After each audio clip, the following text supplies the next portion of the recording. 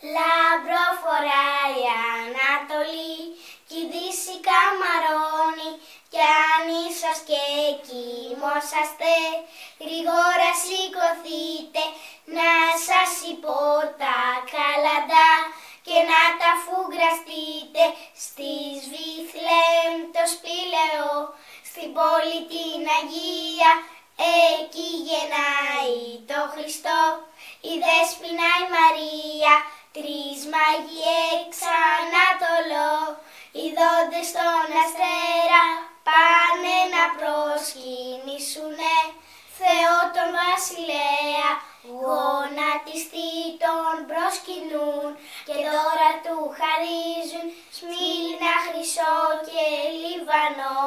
Θεό τον εφημίζουν, τούτα που σας είπαμε δεν είναι παραμύθια, κοιτάξτε το Ευαγγέλιο που γράφει την αλήθεια.